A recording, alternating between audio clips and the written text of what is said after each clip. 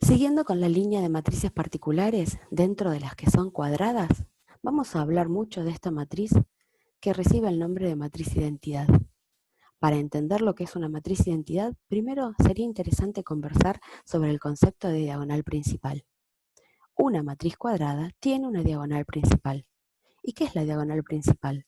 Los elementos que se ubican en la misma fila y misma columna, o sea, los A sub IJ con I igual a J. Por ejemplo, 1, 1, 2, 2, 1, 1, 2, 2, 3, 3, 1, 1, 2, 2, 3, 3, MM. Toda matriz cuadrada tiene una diagonal principal. Ahora, dentro de esas matrices cuadradas, por ejemplo, la diagonal principal igual a 1 constituye una matriz particular que se llama matriz identidad. A esa matriz identidad la simbolizamos con la letra I y nos ayuda mucho en las operaciones para calcular matriz inversa y el neutro entre el producto de matrices. Reitero, la matriz identidad es una matriz cuya diagonal principal son todos unos y el resto de los elementos ceros.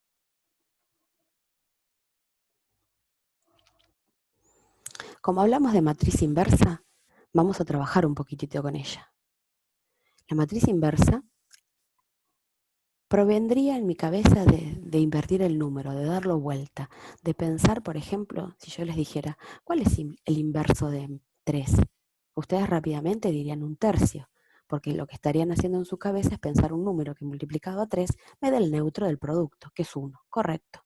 La idea de inversión, la idea de dar vuelta, en este caso en matrices no estaría cubierto porque no existe el cociente entre matrices.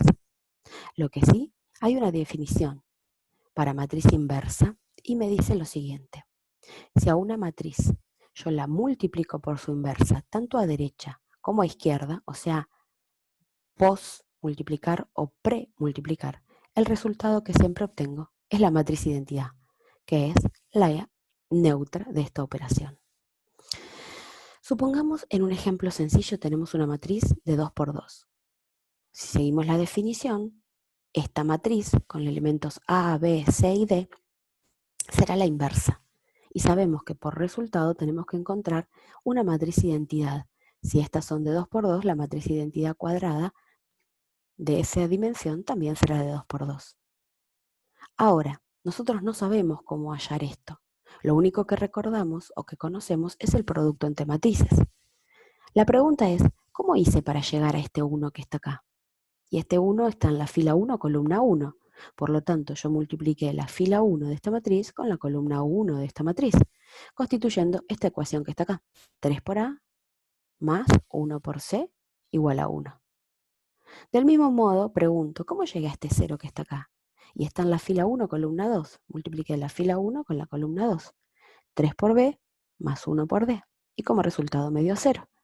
Y así, con la segunda fila, primera columna, para la tercera ecuación, y por último, segunda fila, segunda columna, igual a 1 para la cuarta ecuación. Fíjense que tenemos 4 ecuaciones con 4 incógnitas, que si las agrupamos convenientemente, tenemos la primera y la tercera en vinculación de A y de C, y la segunda y la cuarta en vinculación de B y D. Entonces, podemos hacer dos sistemas de dos ecuaciones con dos incógnitas, en donde nos darían el valor de A, B, C y D, que constituyen la matriz inversa. Si quisiéramos comprobar que esta matriz realmente es la inversa de esta, sencillamente podríamos reemplazar el valor de 1, menos 1, 2 y 3 aquí, y como resultado obtendríamos la matriz identidad. Quiero recalcar o quiero remarcar que para poder obtener la matriz inversa en función de la definición, fíjense que estamos resolviendo dos sistemas de dos ecuaciones con dos incógnitas. O sea, para un ejercicio estamos duplicando el esfuerzo. Vamos a ver luego que si yo les presentaría, por ejemplo, una matriz de 3 por 3, estaríamos resolviendo tres sistemas de tres ecuaciones con tres incógnitas. O sea, triplicando el esfuerzo. Eso no significa que lo que estamos haciendo a través del uso de la definición sea inválido. Al contrario, es válido. Pero sí, lo que no hace es un ahorro energético del cálculo. Vamos a ver más adelante que existe una regla práctica de cálculo de matriz inversa y que se utiliza justamente para hacer los cálculos de manera más sencilla. La definición de matriz inversa, reitero, es aquella matriz que pre o post multiplicada a la matriz original, como resultado nos da la matriz identidad. Si seguimos en el orden o en el recorrido de matrices particulares, los invito a la izquierda a ver esta matriz que recibe el nombre de matriz simétrica. ¿Cuándo una matriz es simétrica? Una matriz es simétrica cuando al transponerla coincide con la original.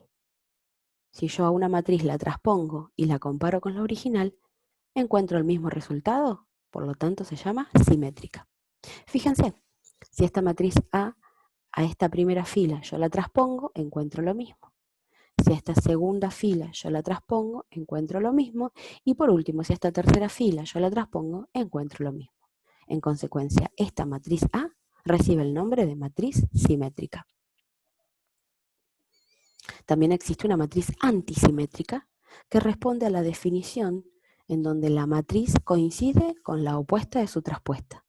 Esto significa que si yo una matriz la transpongo y cada uno de sus elementos los encuentro con signo cambiado, esa matriz recibe el nombre de antisimétrica. Por ejemplo, miren esta primera fila. Si yo la transpongo, coincide con la opuesta de la misma. Esta segunda fila, si yo la transpongo, coincide con la opuesta de la misma. Y por último, si a la tercera fila también la transpongo, coincide con la opuesta de la última columna. En consecuencia, A recibe el nombre de matriz antisimétrica.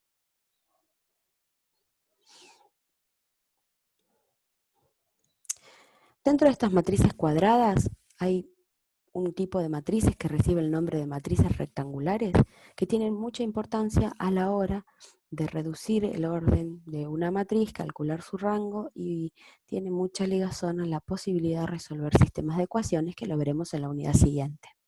Pero sin adelantarnos mucho, les presento la matriz triangular superior y la matriz triangular inferior. Sus nombres son bastante descriptivos respecto de lo que les sucede. Vayamos a la primera. La matriz triangular superior es una matriz que tiene todos sus elementos, ¿sí?, ubicados por encima de la diagonal principal y el resto son ceros. En más, si yo quisiera dibujar como el mouse lo está indicando un triángulo, tendría un triángulo que parte de la diagonal principal para arriba. El resto de los elementos son nulos. Por eso se considera triangular superior. Por analogía, la matriz triangular inferior es aquella matriz que tiene sus elementos ubicados en la diagonal principal para abajo. El resto de los elementos son ceros. Las matrices triangulares, justamente por hablar de diagonal principal, necesariamente tienen que ser cuadradas. Las matrices diagonales son matrices en donde los elementos principales están en la diagonal principal.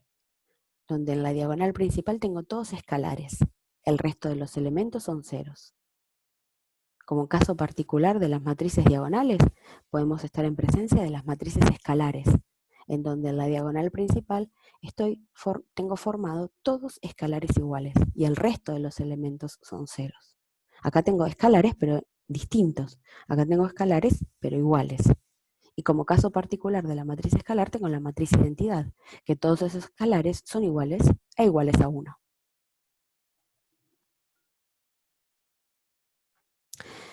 Existe una matriz que se llama pseudoinversa. Las matrices inversas solo pueden ser calculadas para matrices cuadradas, pero ahora cuando estamos frente a una matriz rectangular, tenemos la posibilidad algebraica de calcular una pseudoinversa. Esta palabra pseudo, este prefijo pseudo, adelante de inversa, me está dando la idea de casi, como, parecido, lo más próximo a. Para matrices pseudoinversas se diferencian dos casos, pseudoinversa por la izquierda o pseudoinversa por la derecha. En el primer caso vamos a hablar de la matriz pseudoinversa por izquierda, aquella matriz de rectangular de orden m por n con mayor cantidad de filas que de columnas. A esa matriz pseudoinversa por la izquierda la vamos a llamar con la letra L, left en inglés, izquierda. O sea, esa matriz pseudoinversa por izquierda será aquella que premultiplicada a la matriz original, como resultado nos da la matriz identidad. Ahora, para poder hacer todo el mismo cálculo que nosotros recién vimos para matriz inversa, tenemos que aplicar algunos casos matemáticos o algunos artilugios matemáticos. Si yo parto de que a la matriz original la voy a multiplicar por esta pseudoinversa que voy a encontrar y como resultado me da la matriz identidad, para poder hacer todo ese cálculo necesito una matriz cuadrada. ¿Cómo hago para cuadratar una matriz? Bueno, si a una matriz la premultiplico por su traspuesta, logro una matriz cuadrada. A esa matriz cuadrada la puedo llamar M. Esa matriz cuadrada tiene una inversa, que lo vimos en el apartado anterior. Si a esa matriz inversa de M yo la multiplico a la matriz M por las propiedades, esa matriz, que es lo que estoy comparando en verde, equivale a la matriz identidad. Entonces, si miramos aquellas letras que tienen el mismo color, vamos a ver que sencillamente para calcular la matriz pseudoinversa vamos a tener que hacer la inversa de A traspuesta por A traspuesta. Si contamos un ratito con GeoGebra, podemos cargar la matriz A, utilizar el comando transpone, que me da la matriz traspuesta, efectuar el producto entre la traspuesta de la matriz y A, que es esto que estoy ilustrando acá, utilizar el comando inverso, ¿sí?, para que me dé esto que está escrito acá, y por último, fíjense que estoy haciendo L por A para comprobar que como resultado me da I, en donde esa L la encuentro como la inversa de la que traspuse. Salteé el renglón número 5 que habla de determinantes, porque nuestra próxima clase nos va a encontrar hablando de esto. En realidad es muy importante, lo que pasa que tiene muchas propiedades y tiene particularidades que le vamos a dar un tratamiento especial. Simplemente les presento la matriz pseudoinversa por izquierda. Del mismo modo, la matriz ahora pseudoinversa por derecha va a ser aplicada a una matriz rectangular de orden M por N, en donde la cantidad de columnas sea mayor a la cantidad de filas.